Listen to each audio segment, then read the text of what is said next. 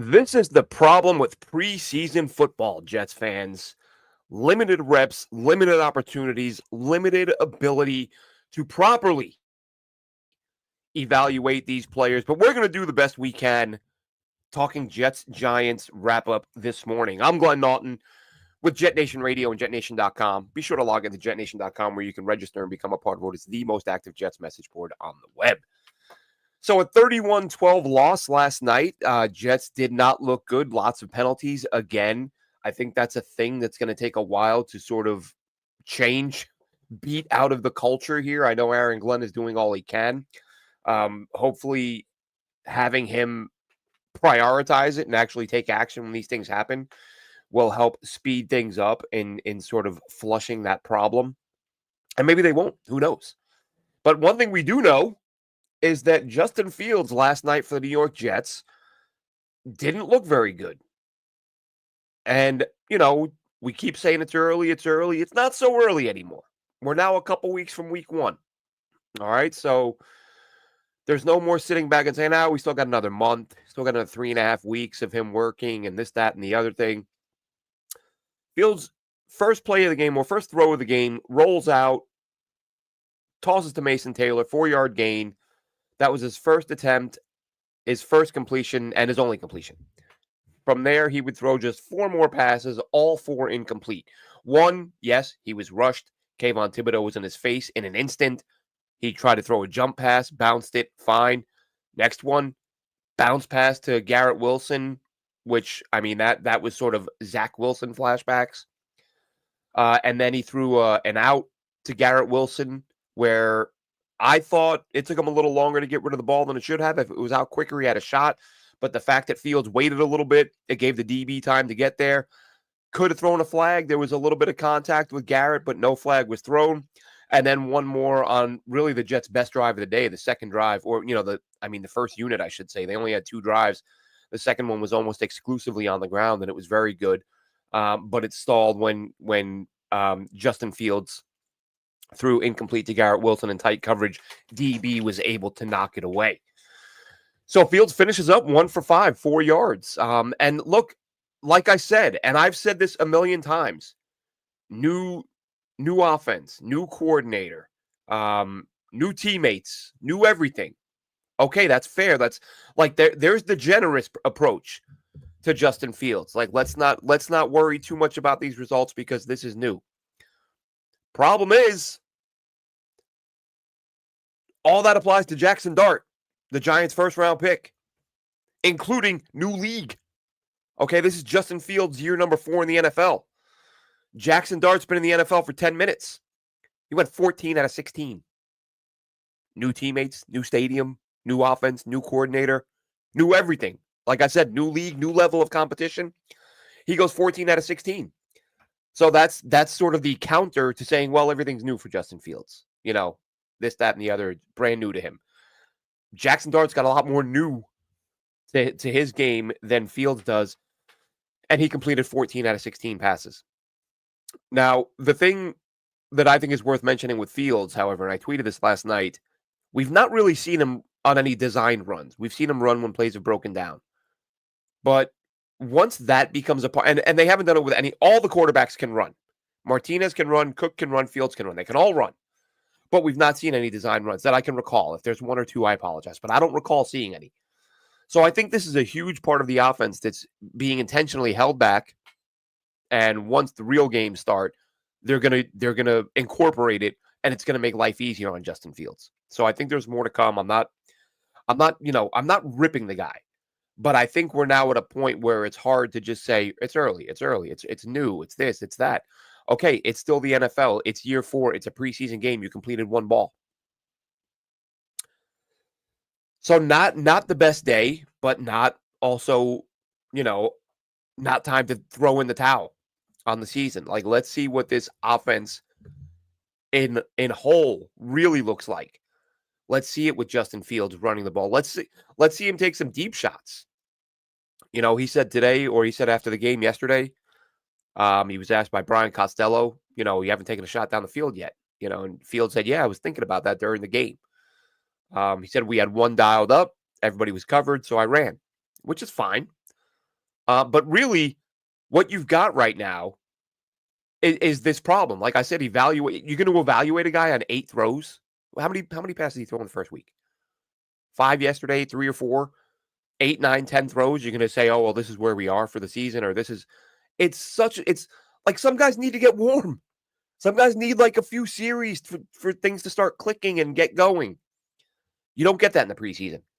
And I don't know if he's going to play in the final preseason game. You would think he would play because Aaron Glenn constantly preaching, let guys play. But there is the school of thought that you don't. I know Aaron Glenn is saying we're going to play, and if guys get injured, they get injured. We'll see if he takes that same approach with 1 week till the regular season starts. I would think Justin Fields plays, but I would think it'll be a similar thing. I think he'll throw 4, 5, 6 passes, and then he'll be gone, which kind of makes you think, as much as we talk about it's great that these guys are playing, how much can you really draw from a starting NFL quarterback throwing a dozen passes in 3 weeks? I mean, he's going to throw that in a quarter. We've really seen nothing of Fields, if we're being fair. I mean, a couple of dump offs over the middle of the fullback, and then 1 completion on a rollout yesterday. Are we going to drop my mic here? Give me just 1 second to hook that back up.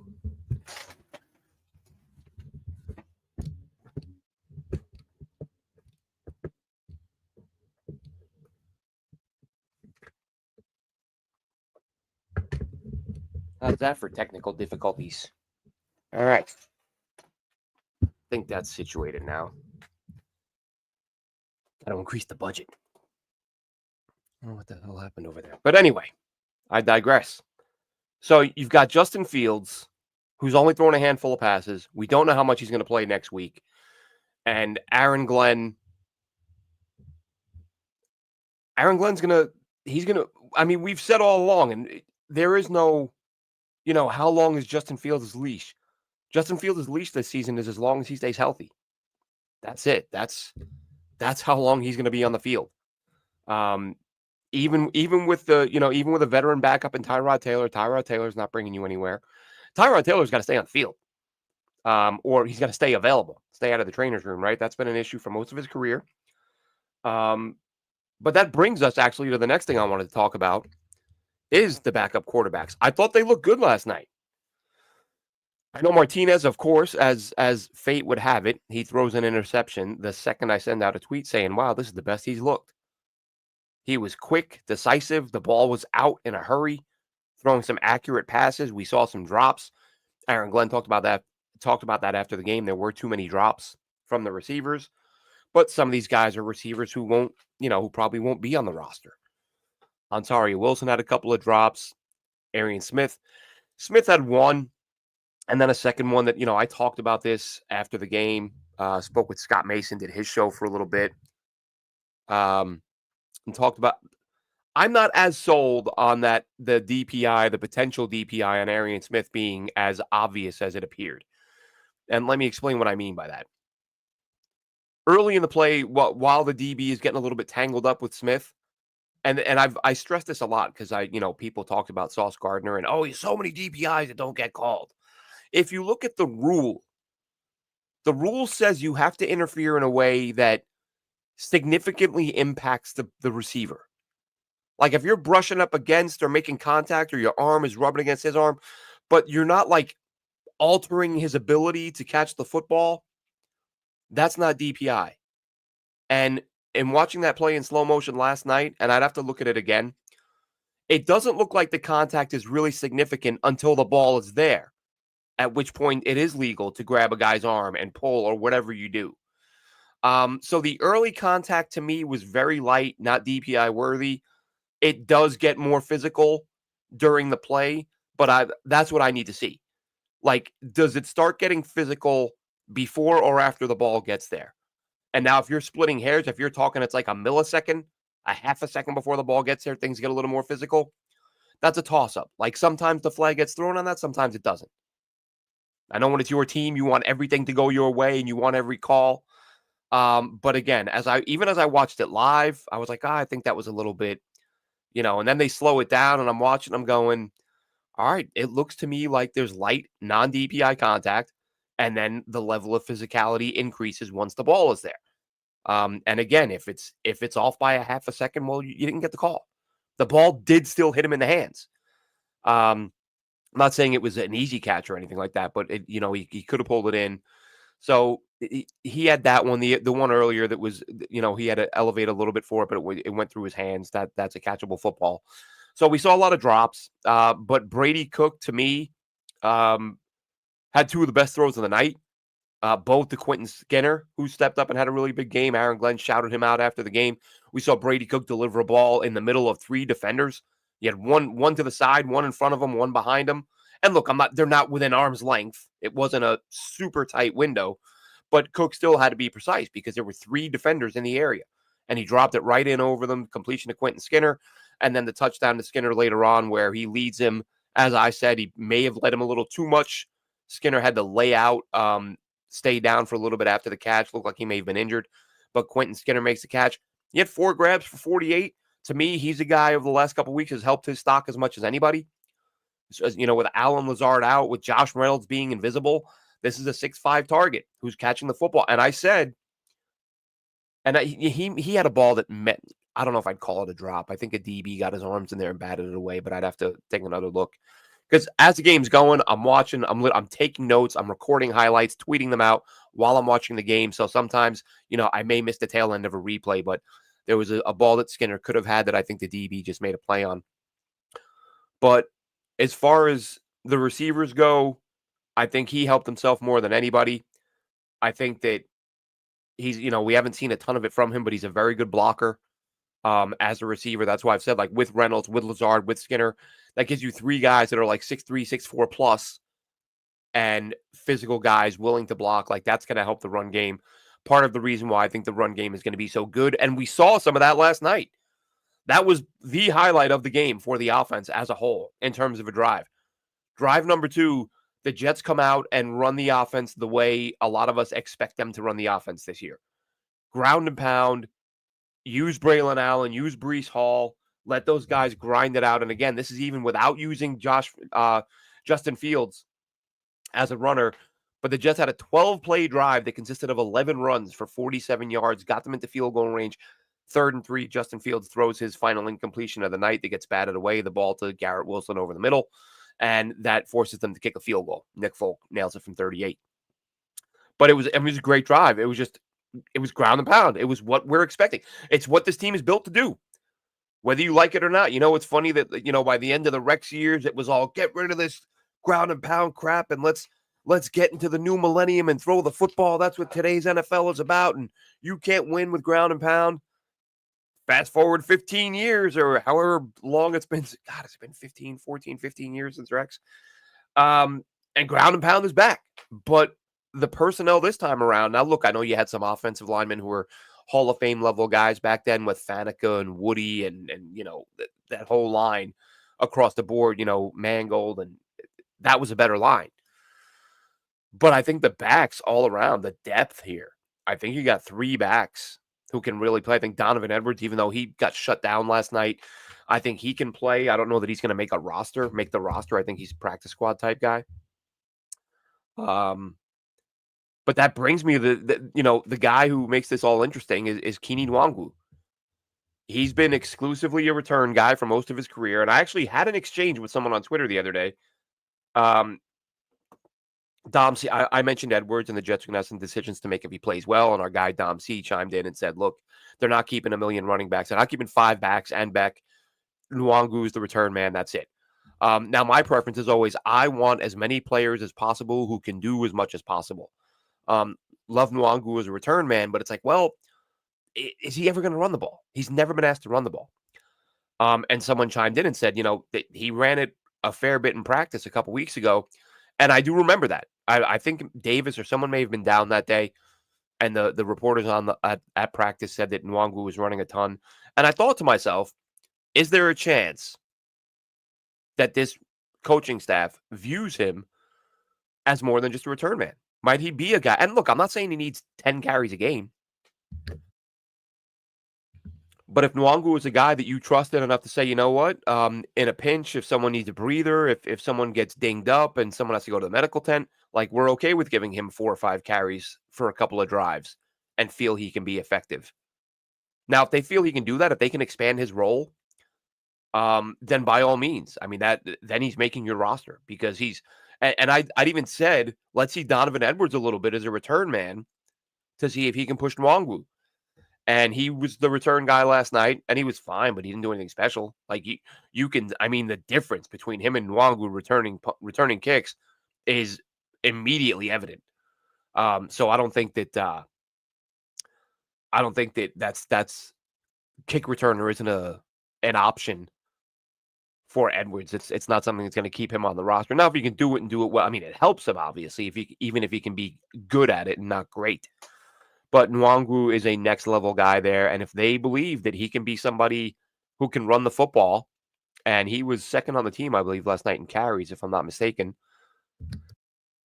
Yeah, Nwangu had 6 carries for 31, 5.2 a carry. Braylon Allen led the way with 7 carries for 34 yards. But Nwangu is a dude that it's going to be worth watching.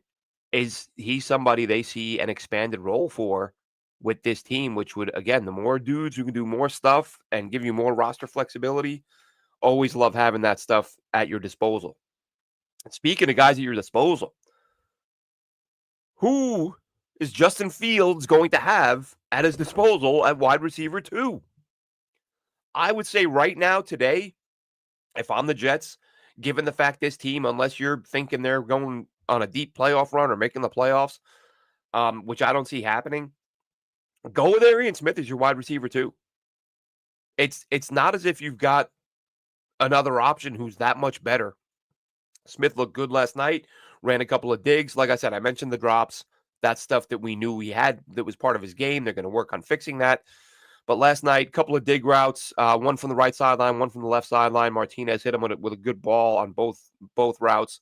He finishes up with 2 catches, I think, for 38.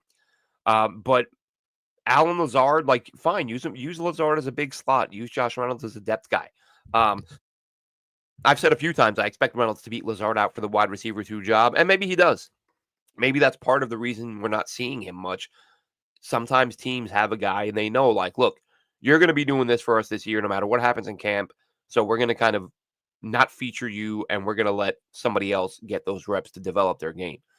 And that's fine. If that's the way it goes, that's the way it goes. But if I'm the Jets right now, I want to try to win some football games, but I want to try to develop some young players, with this new regime year 1. So I would say Arian Smith, make him your wide receiver 2 and go forward from there. But on the opposite end of Arian Smith playing well and impressing and possibly being wide receiver 2, other end of the spectrum, one of my guys, Malachi Corley. 0 targets last night. I'm not sure he played a snap on offense. For a guy in year 2 who's got some things to prove, to not get a rep. I mean, Ontario Wilson is getting more reps than him. Everybody is getting more reps than him. Safe to say that roster spot's in jeopardy. I think the only way Malachi Corley has a chance to make this roster would be preseason game 3. If the Jets do take the approach that guys we know are on this roster are going to play 1 or 2 series, and then the rest of the game is going to go to guys who we know won't be making it, and guys who we really believe won't be making it, whichever class you put Corley in. And Corley's going to have to ball out. He's going to have to make some plays because he's made none up to this point. Not very encouraging at all. Jeremy Ruckert, another guy who was invisible last night. And I tweeted out, I said, it's tough to imagine Jeremy Ruckert or Malachi Corley making this roster based on the fact that they've done nothing. However, I as soon as I sent the tweet, I thought, well, who do you have outside of Ruckert? Right? Like, the depth at tight end is not good. So I didn't, I don't delete tweets. If I'm wrong about stuff, like if it's like a typo or like an immediate thing where I realize, oh, I had a brain fart and I said something that's incorrect, I'll delete that. But Yeah, that's a tweet that as soon as I sent it, I was like, no, that's a bad take because there's not a lot of depth at tight end. I think Ruckert is safe. Um, the team would obviously like to see him do a little more. And maybe he'll see some more targets. Again, maybe they kind of know what they're going to ask of him and they want to see other things from other guys at this point. But Ruckert, I think, is safe. Even having said last night, I don't see him making it. Corley, not so sure. And again, I think the relationship that Fields has with Ruckert helps. Which reminds me, Josh Myers did not start at center. Joe Tippmann got the start. As I said the other day, I don't know why they're keeping this up. Hopefully that competition officially ends and we can move forward with Tippmann as the team's starting center. And a few people said to me, there was actually a comment in the last video I did. There were people on Jet Nation. I think some people on Twitter said it.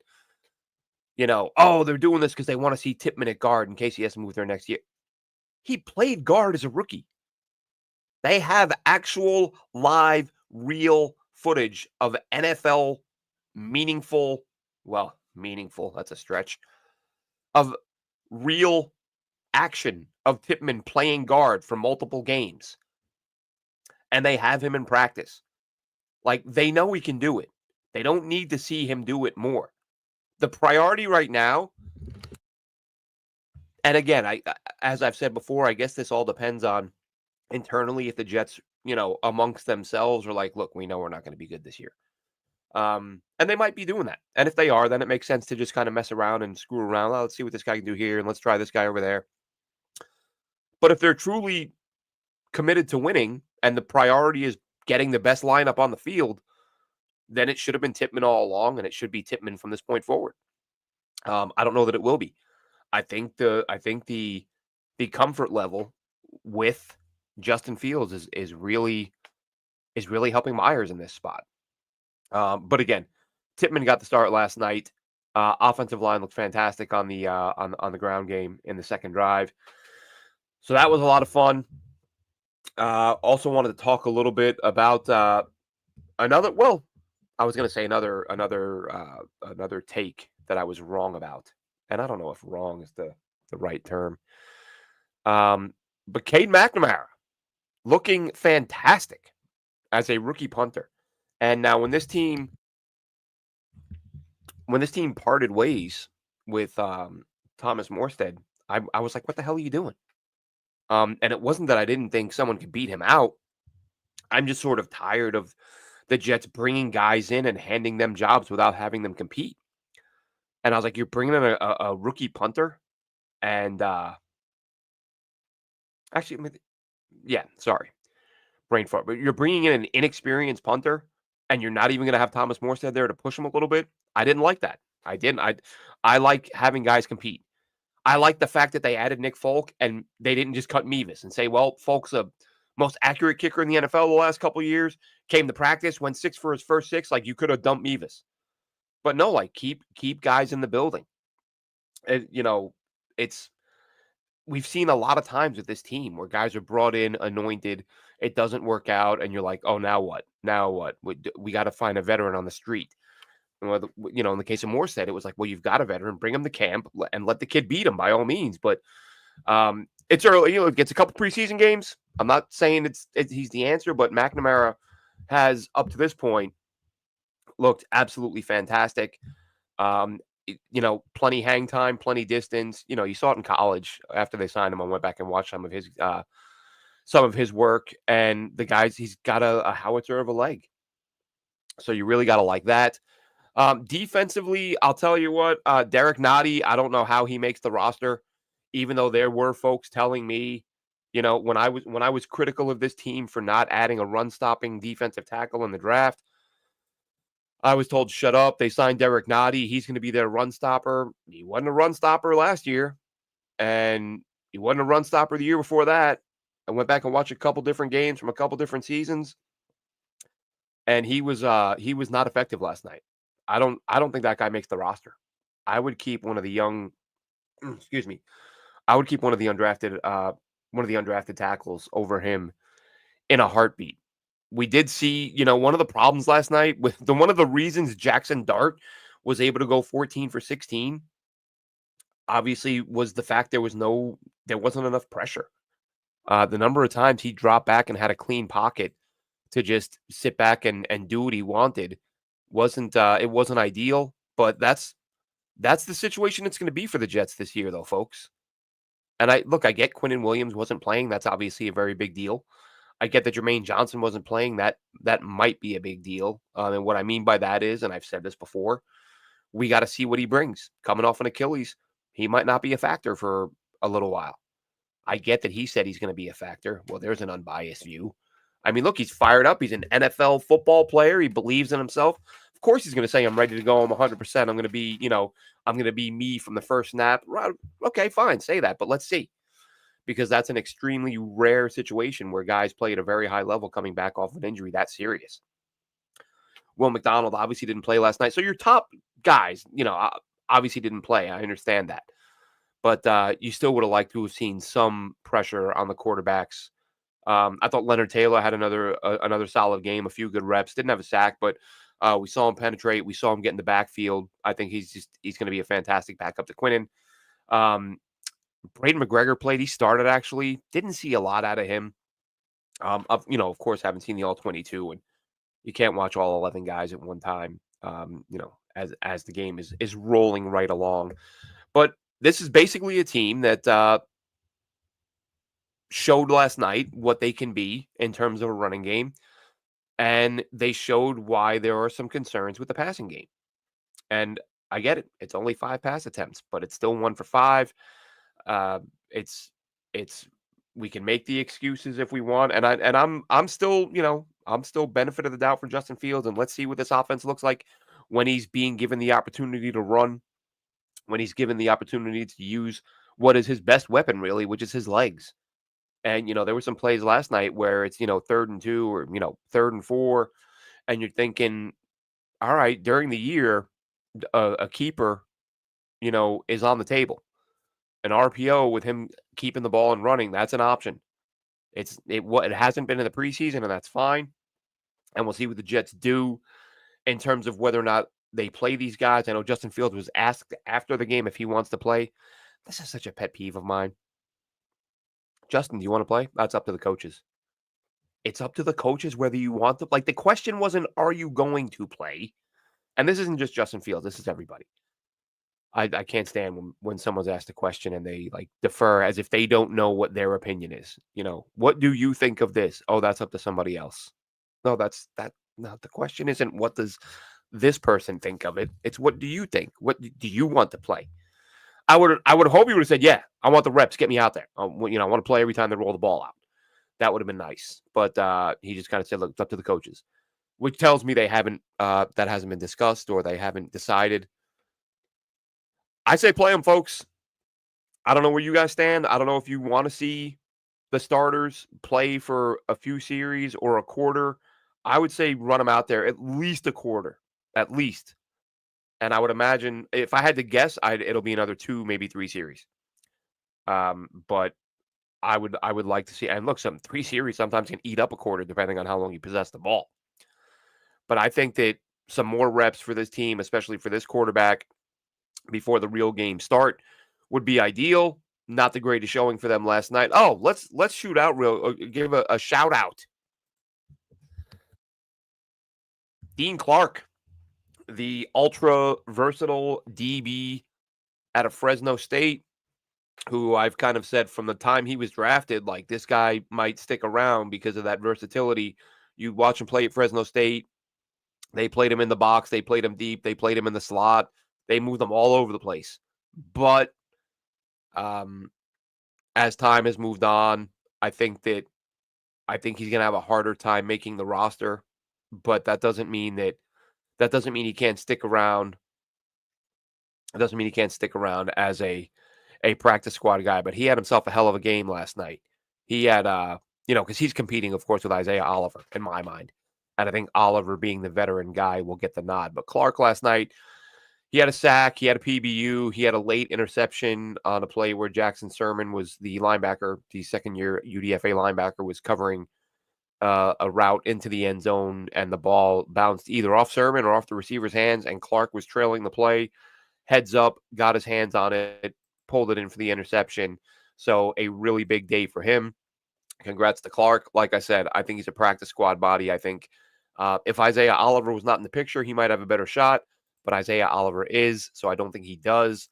That'll wrap this one up. We will be back tomorrow night to basically, I'm hoping they get that all 22 out as quickly as possible. Get to watch that for much of today and some tonight, and then break down any news that takes place between now and then. Hopefully we get some updates on the injuries. No major injuries, thank goodness. A couple of hamstrings, nothing on the Lazard shoulder, but hopefully some of that to break down, and just some thoughts on where the depth chart, where the roster looks like it's heading, and is this 53 becoming more obvious as the days toll on? That'll do it for this one, Jets fans. Have